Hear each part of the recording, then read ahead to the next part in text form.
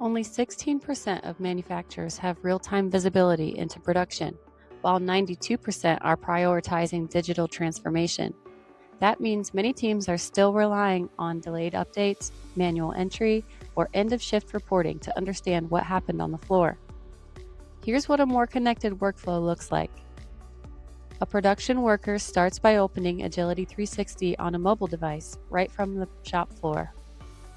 They can select production order, stage, labor resource, or machine resource. When work begins, they tap Start. If there's an interruption, break, or material issue, they tap Pause.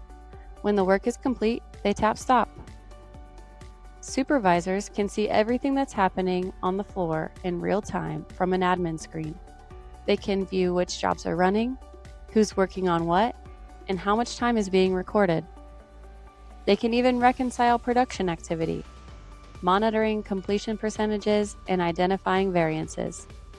They can make edits and verify accuracy before sending the hours directly back to the ERP.